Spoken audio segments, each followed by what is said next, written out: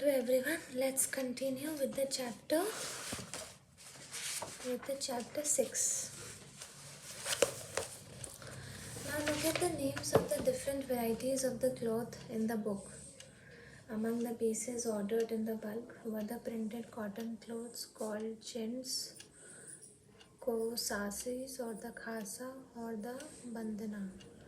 Do you know where the English term chins comes from? It is derived from the English word chin, a cloth with a small and colorful flowery design.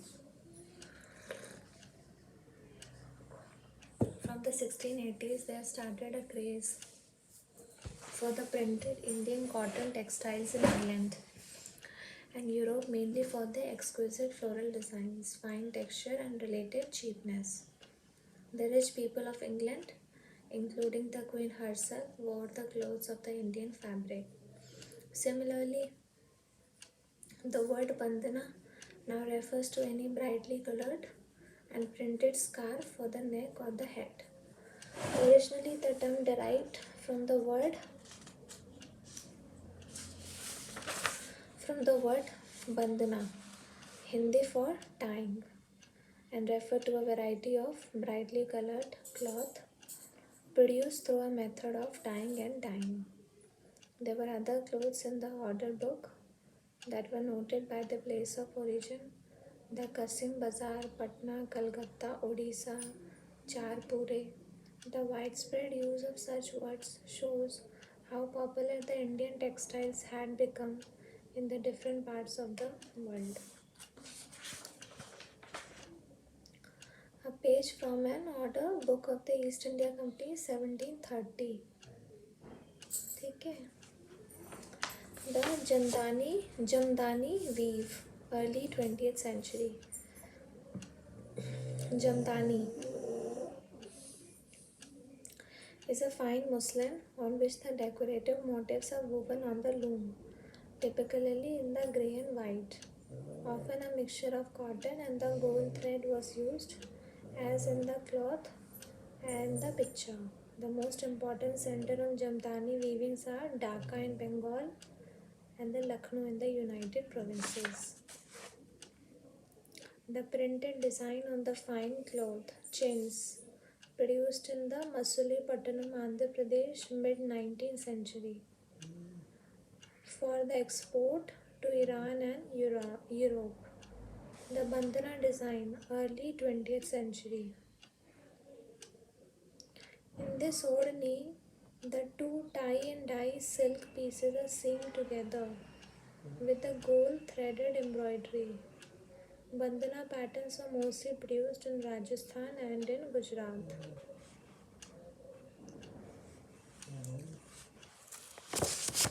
Indian textile in European markets.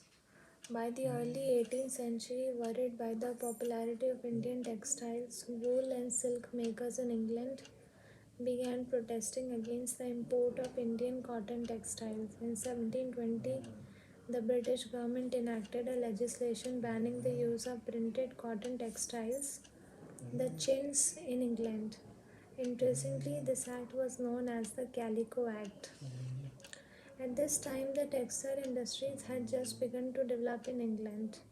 Unable to compete with the Indian textiles, the English producers wanted a secure market within the country by preventing entry of Indian textiles. The first to grow under government protection was the calico printing industry.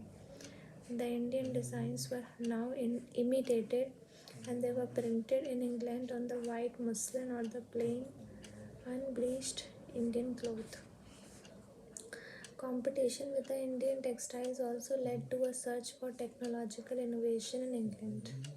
In 1764, the spinning jenny was invented by John Kye, which increased the productivity of the traditional spindles. The invention of the steam engine by Richard Arkwright in 1786 revolutionized cotton textile weaving.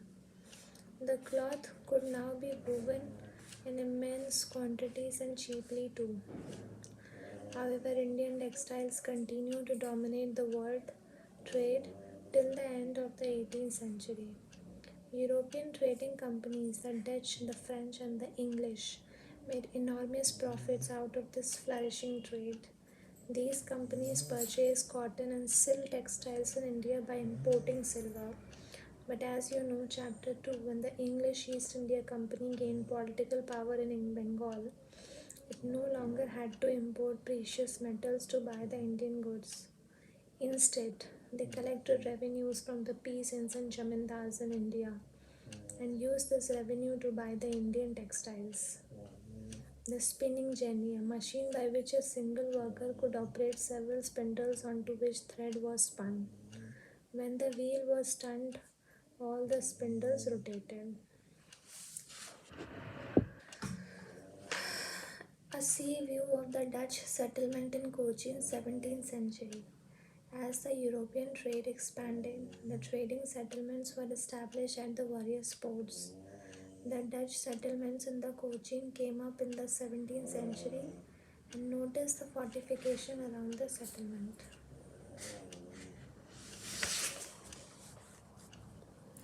What were the major centers of the weaving in the late 18th century?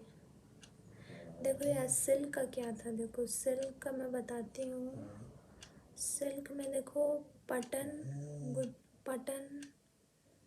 फिर तुम्हारा समाना, फिर तुम्हारा बनारस, ठीक है, गुजरात, यहाँ silk होता था. चिंट्स, मद्रास, पेटा बोली, बुरहानपुर, सिरोंज, समाना, पटना, ढाका, ये सब चिन्स. फिर checks and stripes, Pondicherry, Petapoli, Madras, Cambay, Surat, Burhanpur, Bengal, Patna, Dhaka, Sirhind, Lahore, Samana, Cambay, Surat. और plain white, Surat, Gujarat, Burhanpur, Samana, Lahore, Sirhind, Patna, Calcutta, Dhaka, Madras, Pondicherry, Petapoli. Bengal was one of the most important centers.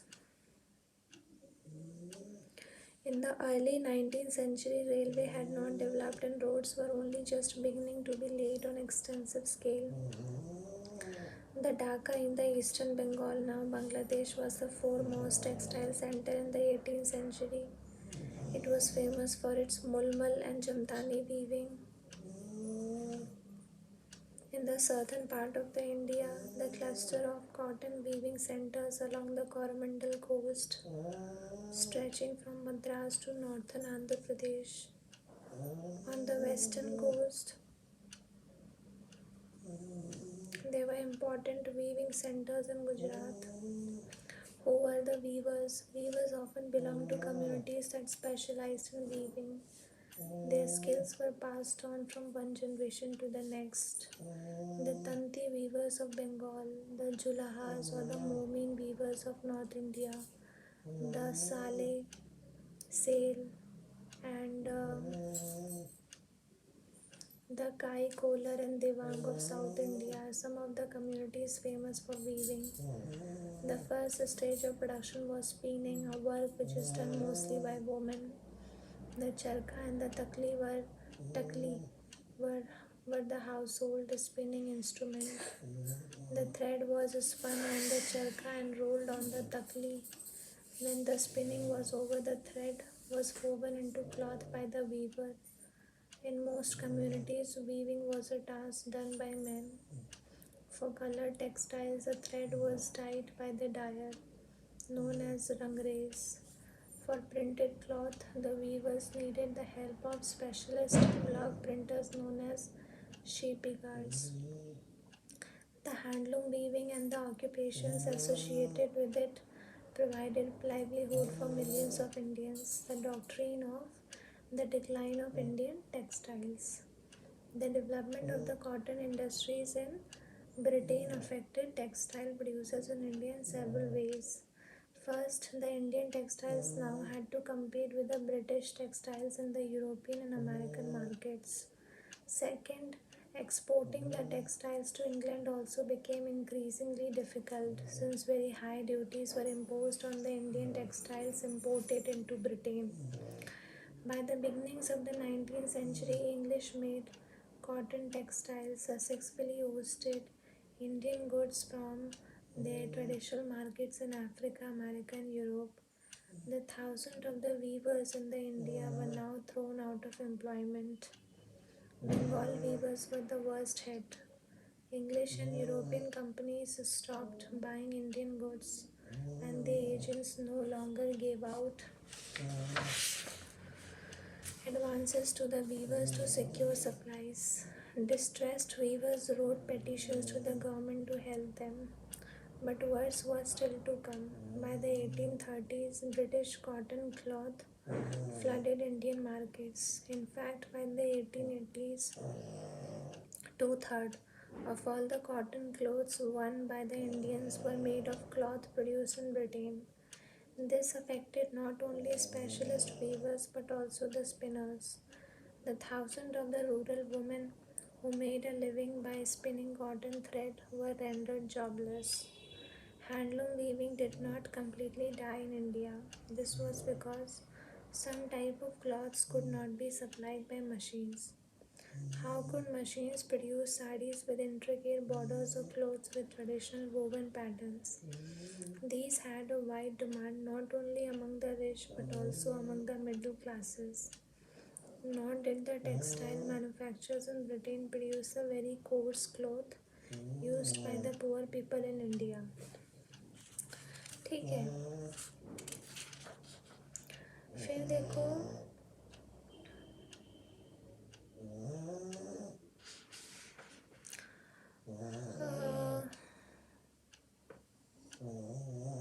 the Tanti weaver here is at work in the pit loom. Pit loom क्या होता है? Orang is a Persian term for a warehouse, a place where the goods are collected before being sold, also referred to as workshop. Tanti weaver of Bengal, painted by the Belgian painter Solvin in the 1790s. We must starve for food. In the 1823, the government in India received a petition from 12,000 weavers stating, our ancestors and we used to receive the advances from the company and maintain ourselves and our respective families by weaving company's superior assortment. Owing to our misfortune, the O-rings have been abolished ever since, because of which we and our families are distressed for the means of livelihood. We are weavers and we do not know any other business. We must starve for food if the Board of Trade do not cast a look of kindness towards us and give orders for clothes.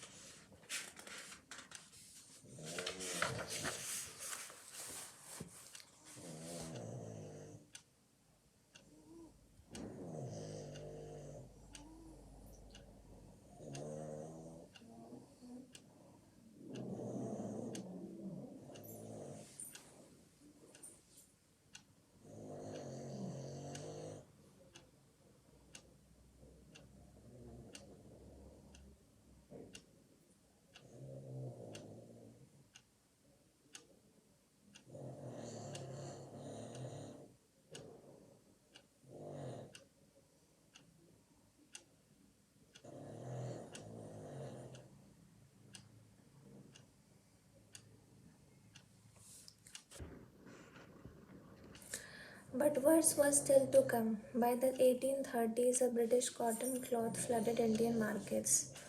In fact, by the 1880s, two-thirds of all the cotton clothes worn by the Indians were made of the cloth produced in Britain.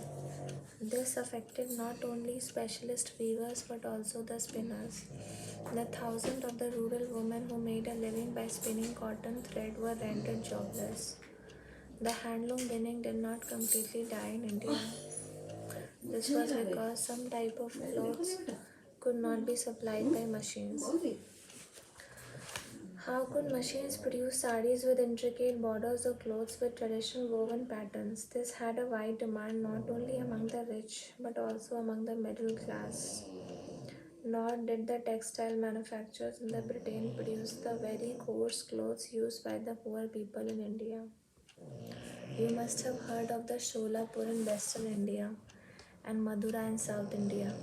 These towns emerged as important new centers of the weaving in the late 19th century. Later, during the national movement, Mahatma Gandhi urged people to boycott the imported textiles and use the hand spun and hand woven cloth. Khadi gradually became a symbol of nationalism. The charkha came to represent India and it was put at the center of the tricolor flag of the Indian National Congress, adopted in 1931. What happened to the weavers and the spinners who lost their livelihood? Many weavers became agriculture laborers. Some migrated to cities in search of work, and yet others went out of the country to work in plantations in Africa and South America. Some of these handloom weavers also found work in the new cotton mills that were established in Bombay, Ahmedabad, Sholapur, Nagpur, and Kanpur. The cotton mills come up. The first cotton mill in India was set up as a spinning mill in Bombay in 1854, and from the early 19th century, the Bombay had grown as an important port for the export of raw cotton from India to England and China. It was close to the vast black soil tract of western India where cotton was grown. When the cotton textile mills came up, they could get supplies of the raw material with the ease. The workers in the cotton factory circa 1900, photographed by the Raja Deen Dayal. Most workers in the spinning departments were the women, while the workers in the weaving departments were mostly the men.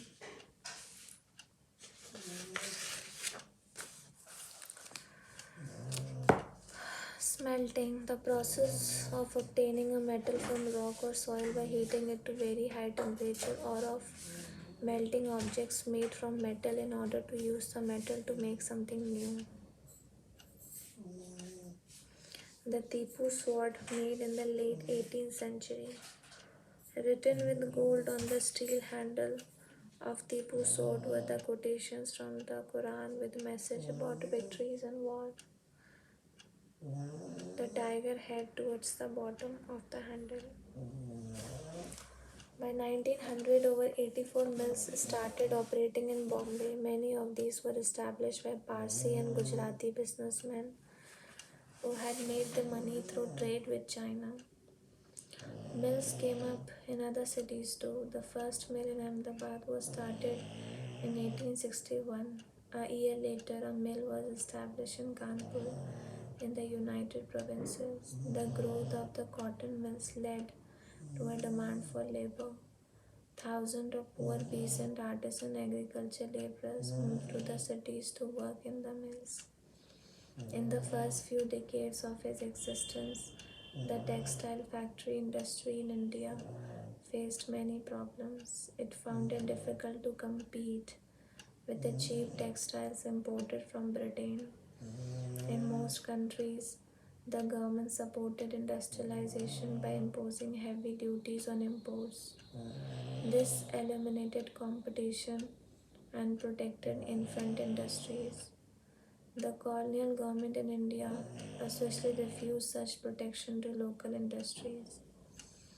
The first major spurt in the development of cotton factory production in India, therefore, was during the First World War, when the textile imports from the Britain declined and the Indian factories were called upon to produce the cloth for the military supplies. The sword of Tipu Sultan and the Woods steel. WOOTZ. Woods steel.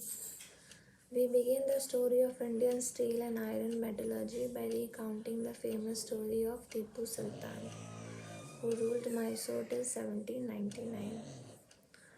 fought the 4 wars with the British and died fighting with his sword in his hand.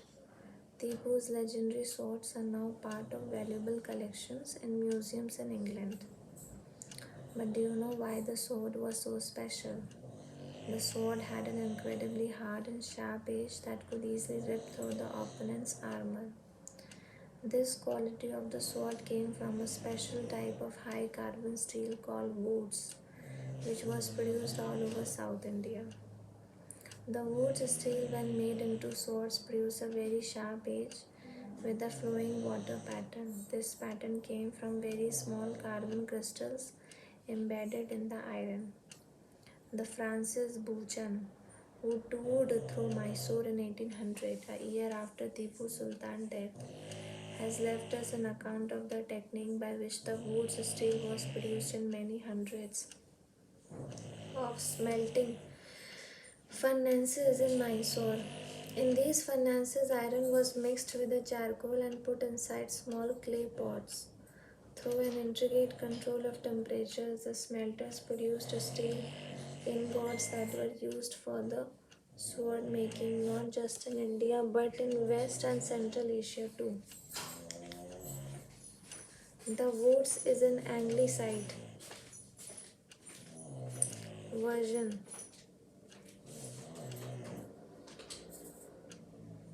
इसमें तो रही नहीं। of the Kannada word ukku, Telugu hukku, and Tamil and Malayalam urukku, meaning steel. अब वो तो रखी है, अब मंत्र तेरे में कैसे जाओ? कल निकालेगा बेटा, ठीक है?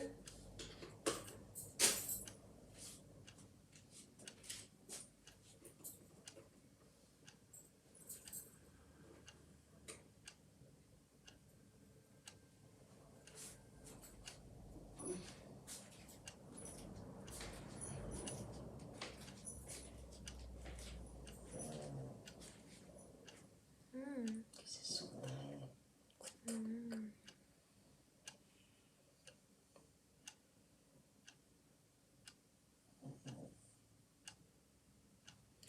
ये टैबलेट कहाँ है? ये तो रात में मोबाइल ही हो। हाँ मम्मी, बोलो बोलो बोलो। मैं कहते तो मोबाइल ही है एक किस्म को, बड़ा। तो इससे अच्छा तो टैबलेट सही है, 3000 का, इतना ही बड़ा था। समझी नहीं, रिकॉर्ड हो रहा है।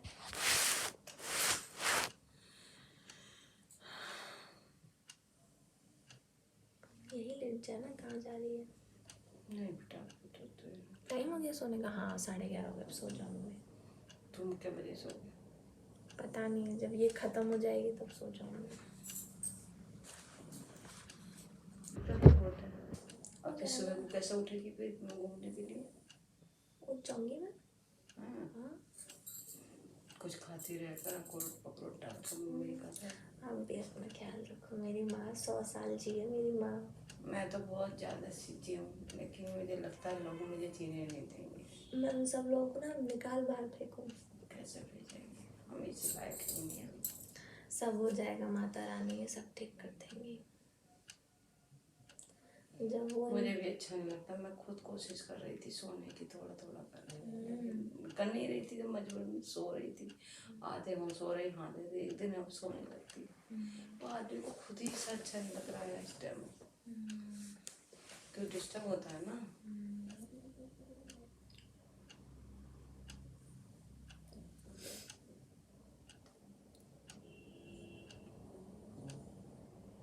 क्या ही कर सकते हैं, छोड़ मत, इतना मत सोचो। तो आराम से अपना सो जाओ, ठीक है? परेशान मत हो। तुम कुछ बुरा समय फिर मम्मा रो रही हो।